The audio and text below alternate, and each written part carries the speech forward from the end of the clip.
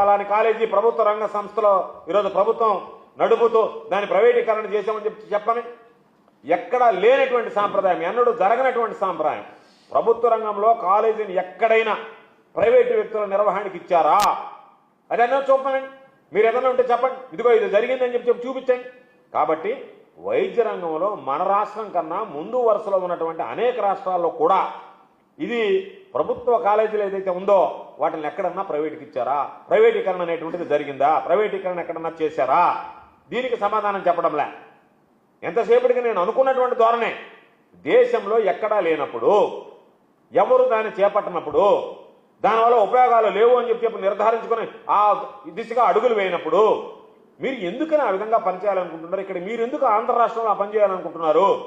దాని అర్థం మీకు వచ్చేటువంటి కమిషన్లు మీకు సంబంధించినటువంటి వాళ్ళకి దోచిపెట్టాలనేటువంటి దుర్మార్గమైనటువంటి ఆలోచన కుట్ర మీలో ఉందా లేదా?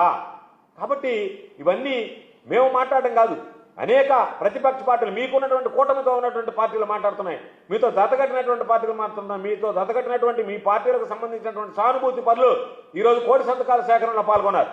ఈరోజు 2 కుల ధోరణి, 2 కళ సిద్ధాంతం, నీకన్నా చిల్లర రాజకీయాలు చేసేటువంటి వాడు ఈ భారతదేశంలో ఎవడన్నా ఉన్నాడా? జగన్మోహన్ రెడ్డి గారి గురించి నువ్వు మాట్లాడతావా? జగన్మోహన్ రెడ్డి గారి రాజకీయాన్ని గురించి మాట్లాడేటువంటి హక్కు నీకుందా? జగన్మోహన్ రెడ్డి గారు ఏ రోజైనా సరే ఎవరికైనా నీలాగా అవకాశవాద రాజకీయాల కోసం ఏ ఎండకా గొడవపడుతూ వాళ్ళతో పొత్తు కుదుర్చుకుని రాజకీయాలు చేయలేదే. ఒంటరిగా రాజకీయాలు చేశాడు. 3 సార్లు ఆంధ్ర రాష్ట్రంలో పోటీ చేస్తే ఒంటరిగా పోటీ చేశాడు. ఒకసారి అధికారం కోల్పోయాం, రెండోసారి అధికారంలోకి వచ్చాం, మూడోసారి అధికారం కోల్పోయాం. అధికారం వచ్చినా అధికారం రాకపోయినా నీలాగా చిల్లర రాజకీయాలు, చిల్లర కోసం పొరపాట్లు చేసినటువంటి చిల్లర కోసం ప్రజలకు సంబంధించినటువంటి ఆస్తులు తాకట్టు పెట్టినటువంటి పరిస్థితి ఏ రోజు కూడా జగన్మోహన్ రెడ్డి గారు లేదు. అది గుర్తు తెచ్చుకుంటే మంచిది. కాబట్టి చిల్లర రాజకీయాలు అనేటువంటివి నీకన్నా ఈ దేశంలో రాజకీయాలను భ్రష్టు పట్టించినటువంటి వాడు, చిల్లర రాజకీయాలకి బ్రాండ్ అంబాసిడర్ ఎవరైనా ఉన్నారంటే అది చంద్రబాబు అనేటువంటిది గుర్తుంచుకుంటే మంచిది. ఎక్కడ నేను వెనక తగ్గేటువంటి ప్రసక్తే లేదు. నేను దోచిపెట్టడానికి సిద్ధపడిపోయాను. కాబట్టి ఎట్టి పరిస్థితుల్లో కూడా నేను దోచిపెడతానంటే గుర్తుంచుకో. ఎట్టి పరిస్థితుల్లో కూడా ప్రజలు మిమ్మల్ని విడిచిపెట్టరు అనేటువంటి విషయాన్ని గుర్తుంచుకో. నీ ఆలోచన విధానం ఎట్టి పరిస్థితుల్లోనైనా నేను దోచిపెట్టాల్సిందే అనేటువంటి నీ ఆలోచన కనుక కొనసాగితే ఎట్టి పరిస్థితుల్లో కూడా రాష్ట్ర ప్రజలు నిన్ను విడిచిపెట్టరు. ఖచ్చితంగా నీకు తగిన శాస్తి జరుగుతుందనేటువంటి విషయాన్ని గుర్తుంచుకుంటే మంచిది. కాబట్టి మీరు అధికారంలోకి వచ్చిన తర్వాత అన్ని వ్యవస్థల్ని సర్వం భ్రష్టు పట్టించారు. వైద్యానికి సంబంధించి అయితే ప్రతి విషయంలో కూడా మీరు తీసుకున్నటువంటి నిర్ణయం ప్రజా వ్యతిరేక నిర్ణయం తప్ప ప్రజలకు అనుకూలంగా ఉండేటువంటి నిర్ణయం కాదు. జగన్మోహన్ రెడ్డి గారు మహానేత రాజశేఖర రెడ్డి గారి హయాంలో ప్రారంభమైనటువంటి ఆరోగ్యశ్రీ ఈరోజు పూర్తిగా ఆరోగ్యశ్రీ సేవలు నిలిపేసేటువంటి పరిస్థితికి వచ్చింది. జగన్మోహన్ రెడ్డి గారు తీసుకొచ్చినటువంటి ఆరోగ్య ఆసరా, వాళ్ళకి ఏదైనా శస్త్రచికిత్స జరిగితే పాపం పేదవాడు పనికి వెళ్ళలేకపోతే ఆ కుటుంబానికి ఆసరా కల్పించి ఆర్థిక సాయం అందించినటువంటి కార్యక్రమం, దాన్ని అటకెక్కించేశారు. ఈరోజు ఫ్యామిలీ డాక్టర్, కేవలం కోటీశ్వరులకు ఉన్నటువంటి ఫ్యామిలీ డాక్టర్ కాన్సెప్ట్ని పేదవాడికి సంబంధించి పాపం మంచం మీద ఉన్నటువంటి వాడు, మంచం మీద నుంచి కనీసం బయటకు రాలేనటువంటి వాడు, పేదరికంలో మగ్గేటువంటి వాడు, కనీసం రవాణా సదుపాయం కూడా లేనటువంటి వాడు, రవాణా సౌకర్యానికి సదుపాయానికి కూడా శరీరం సహకరించినటువంటి వాడు బయటకు వెళ్ళడానికి, అటువంటి వాళ్ళకి ఫ్యామిలీ డాక్టర్ కాన్సెప్ట్ తీసుకొచ్చాడు. ఫ్యామిలీ డాక్టర్ కాన్సెప్ట్ ద్వారా ఈరోజు పేదలకు సంబంధించి వైద్య సేవలు అందించాడు.